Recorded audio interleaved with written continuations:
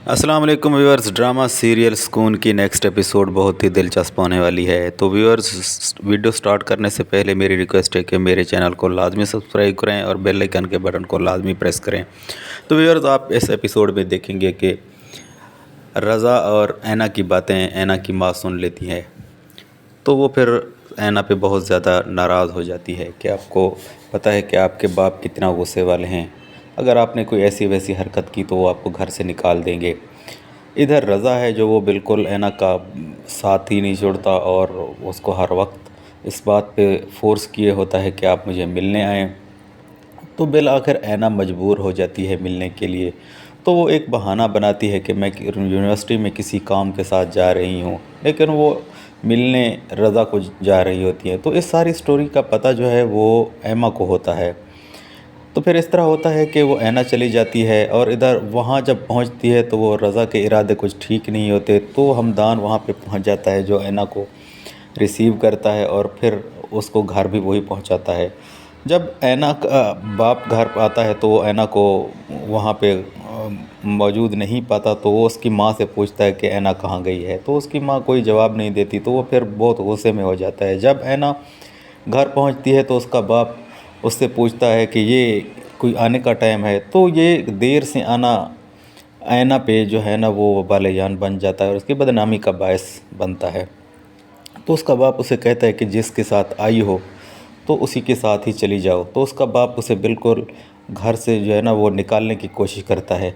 तो फिर ऐसा होता है कि वो हमदान के साथ ही उसका निकाह करा देते हैं और हमदान के साथ ही ऐना को रुखसत कर देते हैं।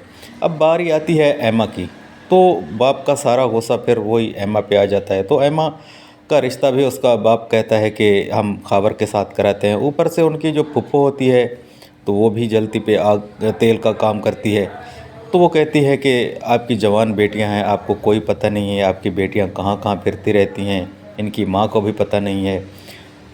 तो खावर और जब ऐमा का रिश्ते की बात हो रही तो ऐमा साफ इनकार कर देती है कि मैं खावर के साथ कोई रिश्ता अपना नहीं जोड़ती। तो ऐमा का बाप कहता है कि अगर आपने खावर के साथ रिश्ता न किया तो मैं आपकी माँ को तलाक दे दूँगा।